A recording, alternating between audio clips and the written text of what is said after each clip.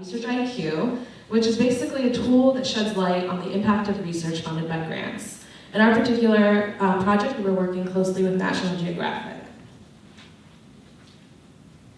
This is Dr. Michael Kashanipour. He's a professor at the University of Missouri, and he received a grant for $22,000 from National Geographic to conduct research on ancient Greek people.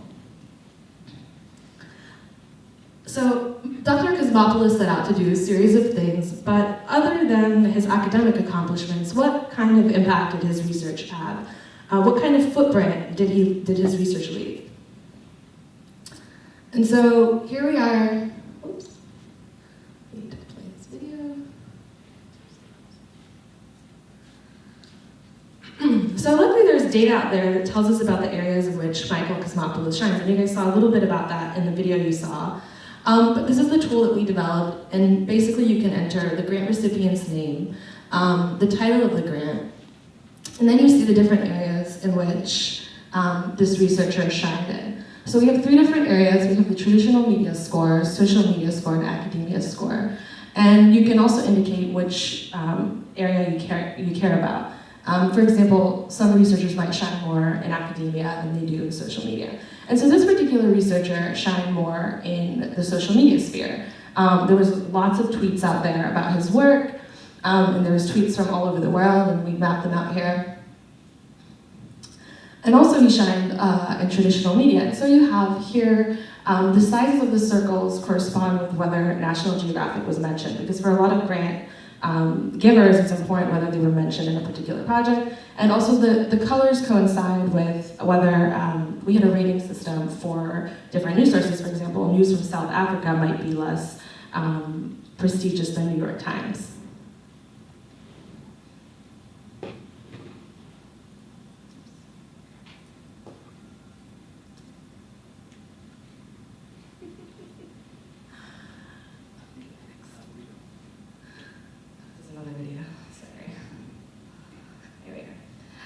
So here, what this tool allows you to do is basically draw a comparison. So here you have Michael Petraglia, another researcher, who actually shines a lot less in social media. There was a lot less, when you looked for him on Twitter, there was a lot less data about him out there. But in academia, he had lots of publications out there that had been cited. He had a publication in Nature, and also we have a visualization showing a line where the date that National Geographic gave him the grant was. So this is kind of an indication of kind of what happened, of his publications before the grant and his publications after, and you can kind of draw your own conclusions about it. And so our scoring function kind of depends on the universe of data out there from the grant giver. So we basically normalize on the data that's available. So, for example, one recipient will receive, will have a high academic score because they had the largest amount of citations out there, and another will receive a higher, for example, social media score because they had a lot of tweets out there about them. And so we also take into consideration the counts for citations, the Twitter followers and retweets, and the rating of different news sources that I mentioned earlier in our rating score. So when we first sat down with National Geographic back in February, after we had received the grant, one of the first issues and problems, questions that came up was how do you define impact? And that really became the one question that we sought out to answer, and the biggest challenge we had to answer, because what we realized is that impact isn't an absolute. It depends on a lot of different things. It depends on the subject area, the individual who's looking, the context, and the time period. And so as we moved forward, we decided it would be too much comparing apples to oranges if you just said this person has a higher impact than this grantee. So instead, we focused on the 3 areas that Zahra detailed. And you could look at those scores individually, or you can look at them as a composite. And when looking at them as a composite, the tool allows you to put a higher weight on a certain category. So if you had a specific interest in academic impact, then you could weight that category heavier and its composite score would reflect that. And so, as she said, certain people will do better in academics, certain people will do better in social media. And that can be tailored to what you specifically want to see, which was the biggest issue that we had going forward. And so in Petraglia's case, as she said, he had a higher social media impact. And also, this data can be shown over a time span and over a time period. And that allows you to do a lot of different things. One, it allows you to see how quickly impact comes up and pops up after either the grant was given, a publication was made in a journal, or there was news media coverage. And it allows you to see the interaction of how impact disseminates through the world. So maybe a journal article is published and then it gets a lot of traditional media coverage, which then moves into social media coverage. Maybe social media coverage spurs an article about it. And so not only can you see the actual impact of the grant, but it's a valuable way to look at how information is disseminated throughout and how those ripples go out through different ways. I'm going to talk a little bit about the process. So as you all know, we received this grant in December, and the Future of Information Alliance has been extremely helpful in helping letting us develop the tool and figuring out exactly what we wanted to be able to do. We think that this project corresponds with the FIA priorities of emergence, info transfer, collaboration, and finances, because for our partner, National Geographic, it's really important for them to understand, where their money is going in the sense of what actual footprint are the grants that they're giving, leaving on the world. So just to tell you a little bit about our process, we held regular team meetings. We had 2 meetings with National Geographic, one before the pitch in December and one afterwards to kind of set out specific goals. And we have a very interdisciplinary team, so we have a person doing programming, we had 2 people doing market research, we had some members of our team, are specialists in kind of how media attention overall gets disseminated from traditional media to social media, or sometimes the other way around. We did a lot of trial and error with our tool. And we saw the value of being realistic. We have to say in the beginning we thought, this tool would just go to the moon, and it's true that in 3 months or 4 you have to be very specific about what you want to achieve. So we had some challenges. One was leveraging the APIs, especially for social media and traditional media. It's not very easy because they're actually, we think we live in this open information age where information's just out there and you can find out anything you want, but actually when you want to make a tool that makes this information streamlined, you find that, a lot of these APIs are closed or they block you out after a certain number of queries. And the same problem goes for Twitter and Google Scholar. And also, the information about social media attention is not all going to be in one API. You have to go to several different places, so the data collection wasn't necessarily standard. We also had the challenge that sometimes in a project there are multiple grant givers, and National Geographic's not the only one.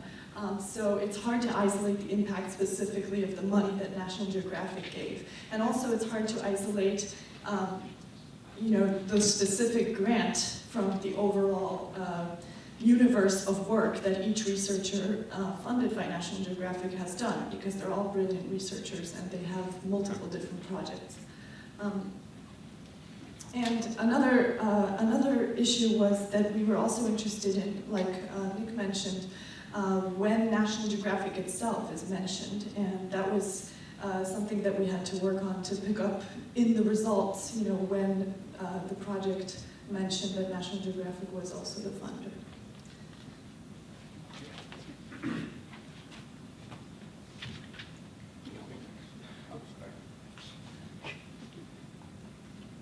So take care of it. We developed a proof of concept that we are tracking impact and measuring the value of it. We collected so much data digging into Twitter and academic scholarship using the National Geographic cases. And let's say this is one of the cases of the data that shows something we didn't thought of it, the complexity of layers of impact. So like this paper got cited once, and then it made it to Blogosphere, the black color, and then it made it to social media. At the same time, immediately got picked on the traditional media on the yellow side, and also covered in Twitter data. Most of our competitors just scratching on the surface in the inner circle. We realized that you can go deeper and you can find out what's within. And also, obviously, this was one of the viral works. Viral science can be another subject for my This is a map of science based on the 2009 Quotient study. There are different fields of science, how they are scholarly connected and studied each other, biology, chemistry, physiology, nursing, and all that. You can imagine with the data we are collecting from social media, people, what they're talking about, researchers, we can add layers and depths into this map. It can become a real map. We can add locations into it, and where people are talking about it. Obviously, if you have that map, then you can actually redefine what is the impact and what is the measurement of impact. Meta-analysis of bigger scholarly databases like Elsevier or JSTOR is essential. You need to do language processing on what is the contextual connection between these concepts. That was one of our challenges, and we are seeing in the future that we need to partner with one of these data developers and API providers, or they need to help us somehow. Eventually, what we have as a vision is helping researchers to brand themselves smarter, strategize on how to capture social attention, how to influence the current dialogue in society, and obviously having this data, this map, and this tool, we can come up with a new metric. Thank you.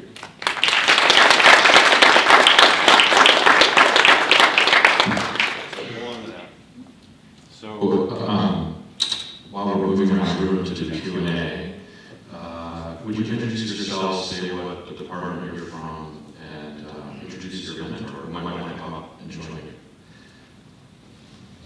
I'm Amir from Mechanical Engineering Department. I'm Zahra Ashktorab. I'm from the I School. I'm Duchesne. I'm a journalism and economics major. I'm Joanna Nurmis. I'm from the journalism school in the doctoral program. I'm Sarah Oates. I'm their mentor, and I'm a professor in the College of Journalism. Yeah, you can introduce yourself. Okay. Thank you so much. And I'm Barbara Ferry, and I'm the director of the Library and Archives at National Geographic.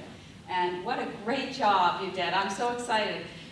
We partnered with our research committee for exploration, and they provided the data to the group. They met with them, and we're having this team over to National Geographic next week to present to staff. And I have to tell you, there's a lot of excitement about this. It is a hot topic. So I think you're going to get a lot of questions. Be ready. Because I think people will want to know, how can we take this further? What is next? So that's a FIA question too. So what is next? How can we partner to take this further? So I really appreciate the work you did. I think it's terrific, and it really hit the mark. So thank you.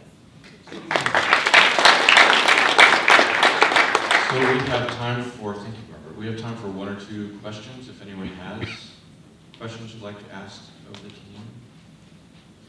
All right, I'll ask a question. So under the general heading of what's in the way is the way, you wrestled at the beginning, there was a big issue, you talked about impact, right? Like figuring out what impact was. How did that, trying to define that and understand that, intersect with what you did all semester?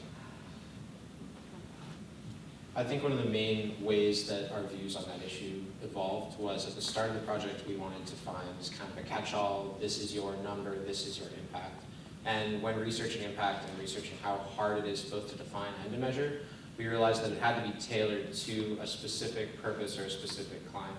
And so I think that was the main reason, is that we stopped chasing that holy grail of a single number and instead looked at how we could specifically tailor the concept to an individual